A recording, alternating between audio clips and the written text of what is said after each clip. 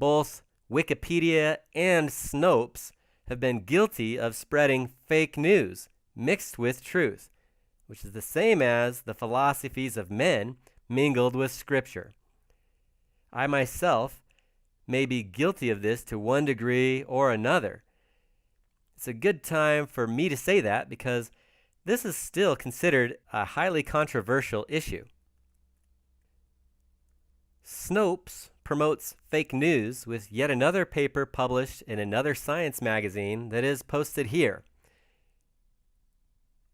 There was a paper published in Europhysics News magazine, EPN, challenging the official NIST investigation, neither of which were peer-reviewed.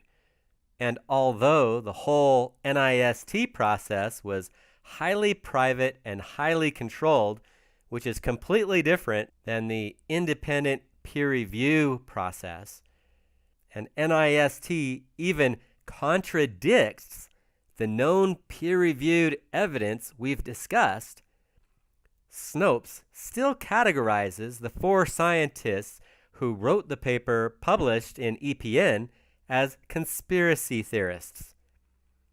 If there are 2 groups of scientists who disagree, and neither group has peer-reviewed proof, in fact, one group shows some big red flags of misinformation, why just label the other group as conspiracy theorists when the behavior of NIST is highly suspect of such a conspiracy?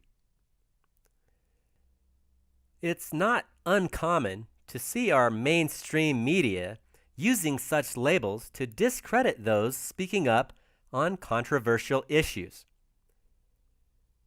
Snopes has now been busted over and over for promoting fake news on some of the most controversial and most important issues. Wikipedia, too, only they use the excuse that it's not in their control, because anyone can post in Wikipedia. Stephen Jones clearly presented the evidence right up front that never before in history has even one building in the category of that size and type fallen in their footprint due to fire. Never in all our history. Where they burn on fire, some have fallen over, but never fallen in their footprints. Buildings of that size and type falling in their footprints has always only been accomplished by controlled demolition. That's what all the experts in this area of science have known. Yet they want us to believe that all 3 buildings fell in their footprints due to fire on the same day. Well, it's the oldest trick in the book, distraction and manipulation. But we've been letting them get away with it because of why? We've been so busy looking at who killed who on the news, or somebody had a car wreck and there's a fire. Ooh. Even 9/11 killed 3,000 people once. And we haven't been willing to solve the big problems first. One big example of distraction and manipulation, why don't they talk about on the news? And why isn't it on the front cover of every newspaper in the country? The fact that more than 5,000 people per day, which is more than 3 Twin Towers per day, more than 5,000 people have been destroyed by heart disease and cancer alone in the United States alone, in a different city every single day. That's what's actually been happening with heart disease and cancer alone in the United States. Why didn't they ever mention that on the news? Too close to the real problem and the real truth? Every day for how long did they talk about 9/11? It's been 16 years and they're still talking about 9/11 here and there. Maybe it's time for people to wake up now. Yes, even a much bigger war, and we must address our biggest issues within this program. And it's also time we shift all our negative stories like this one into positive ones. Otherwise, we just recreate the issues. I understand why so many people don't like to hear that 9/11 was an inside job, because it was such a trauma for our country. To think it was also an inside job just adds so much more cognitive dissonance, a whole other wall of terror to deal with.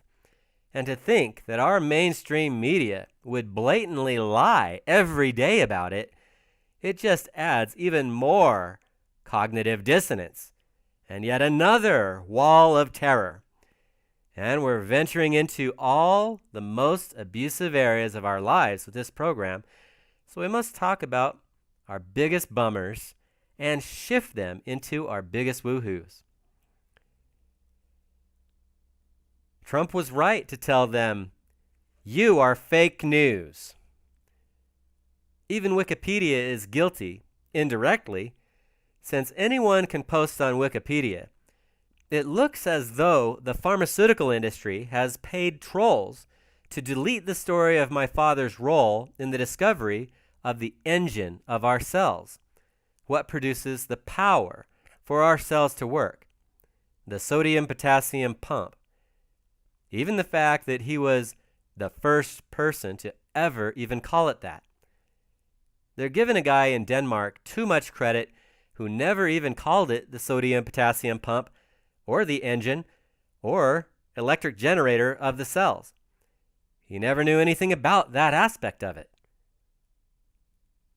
When my posts kept getting deleted over and over again, I just realized that someone else had more time and money to waste than I did, and even though it was obviously being done maliciously, like the whole history of Standard Oil Trust, I decided not to waste any more time with it. I'd rather expose the truth about this kind of thing in this program and focus on shifting or recreating our past history. All empowerment is bittersweet. You can quote me on that.